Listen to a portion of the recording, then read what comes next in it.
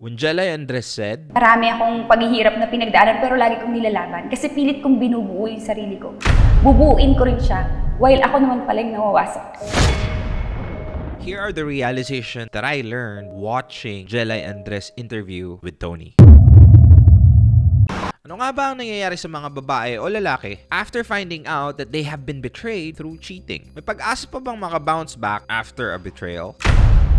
Let me tell you a story of how Jelai Andres, a Filipino model, actress, and internet personality, coped up with depression and the lessons she was able to learn in the betrayal of her ex-husband. And of course, my own realizations after watching the interview.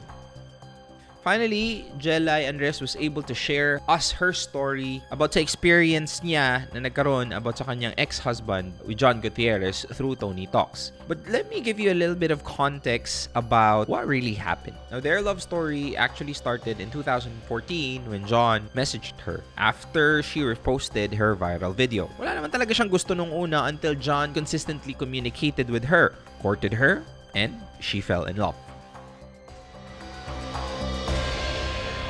Every day na kayo magkausap, like 5 to 6 months, ganyan. Nag-uusap na kayo? Video call kami, Na-fall ka na dun sa mga conversation nyo na yun? Mapa-fall ka dun? Kasi single ka nun eh. Di ba? So na-fall ka na dun sa... Natuwa ako. That time when they were messaging, John was still in the UK. But John made an effort to meet her dito sa Pilipinas in 2015. And then finally, they made it official and got married in 2018.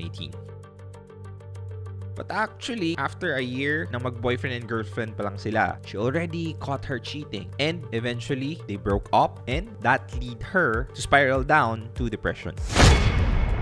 Her ex-husband's series of betrayal led to the end of their relationship and marriage. And because of that, it cost Jelai tremendous emotional hurt, mental stress, and lose her sense of self-worth.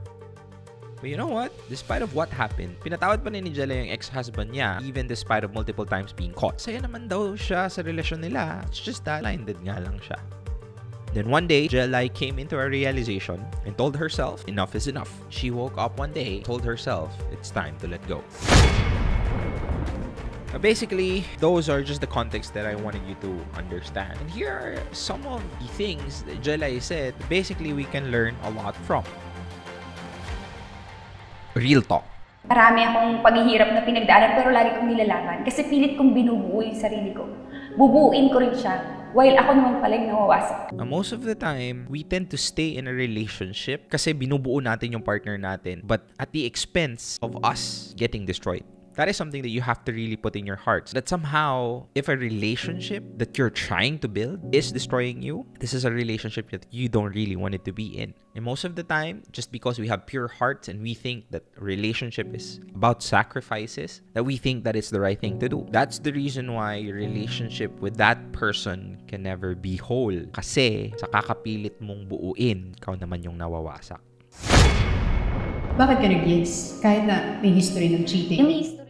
Blame it to the goodness of our heart. Somehow, when we try to forgive, we have the notion of thinking na okay lang yun. Jelai was basically trying to push at nilalaban niya yung relationship by trying to forgive and also forget. Wala ako sa posisyon na magmamalinis because I was also one of those people who caused trauma to someone because I betrayed them. I betrayed their trust. And I'm glad those people forgave me. Pero in this statement, Tony, I think, is trying to let us understand by just a simple question. Bakit ka nag-yes kahit na may history ng cheating? Well, basically, this should serve as a lesson na hindi ko sinasabing hindi ka dapat magpatawad. Kasi ayos lang yun. Pwede ka magpatawad, lalo na pag may kasalanan yung taong mahal mo. Na may mga bagay na pwede pang isalba, pero may mga bagay na dapat alam natin kung kailan sabihin natin sa sarili natin na ayawan na. Pero bigla na lang ako gumising na ate na parang, ay, ba't hindi ako galit? Ayoko nang gumanti. Ayoko nang hindi na ako galit. Bigla na lang. Hindi ko alam bigla. This is something that I want people to understand regarding healing. Now, most of the time we think as if we are in a specific spot na sa tingin natin hindi na natin kayang alisan, hindi na natin kayang takasan. Pero sa totoo lang, everything heals, including that heart of yours. Despite of all those pain, those anger, those resentment, isang araw, magigising ka na lang, hindi ka na galit, na ayaw mo nang gumanti. And that is an indication that you know bilang isang tao who's trying to recover from the hurt and tremendous pain that you're healed. Pag nag-heal ka na, magigising ka na lang isang araw at marirealize mong parang wala na. Pag gusto ni God na i-let go mo yung someone, ito lagi isip ko, let go mo yung someone, pero ni-refuse mo, hahayaan niya na masaktan ka ng masaktan para wala ka ng ibang choice kundi i-let go yung tao. I think we just have to open our hearts na baka Diyos na nagsasabi sa atin. Kailangan nating maramdaman yung sakit na yan para ma-realize natin na yung taong kala natin ay para sa atin, mensahe na pala ng Diyos na kailangan na natin siyang bitawan. Hindi yung matutulog ka ng gabi, iiyak ka. Mas okay na yung mag-isa na lang ako pero hindi ako umiiyak. Kung sakaling nakadepende yung kaligayahan mo sa tao na yon, dun mo marirealize na napaka-fragile pala ng kaligayahan mo sa buhay. Kasi nakadepende lang yan dun sa taong yon. When Jelai Andre said na mag-isa na lang ako pero hindi na ako umiiyak, that is one of the great indication where sometimes we just have to learn how to be alone first so that a companion is just an option but never a necessity. Ang galing. Simula nung okay na ako, nagba-birthday yan ako. Kasi parang pinanganak ako ulit na sobrang saya ko.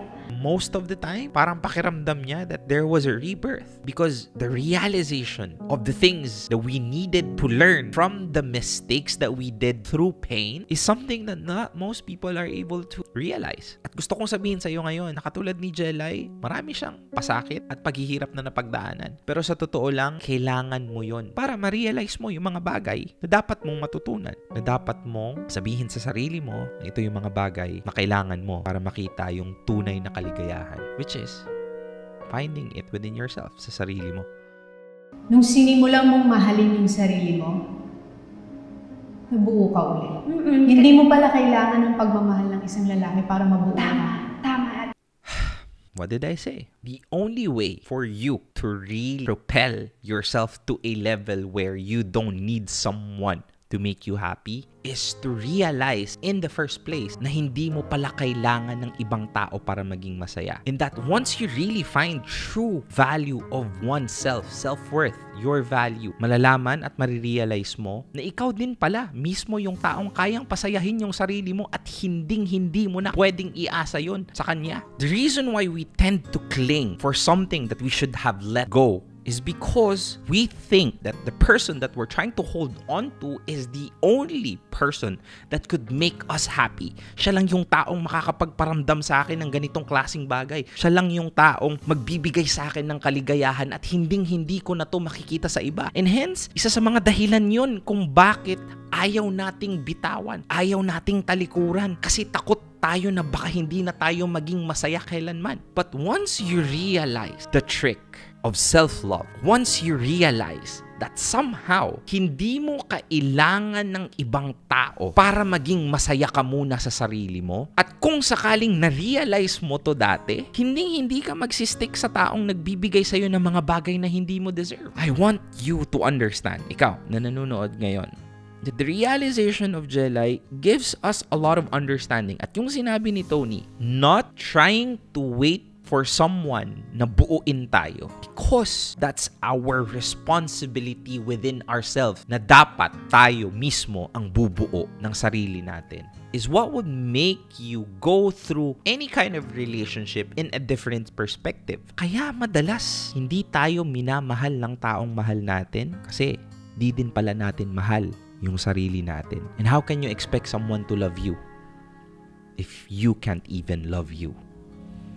On the graves, in the cracks of 1,000 leaves, somewhere in between our past and our future, rolling over all the dividing things. Are you still listening?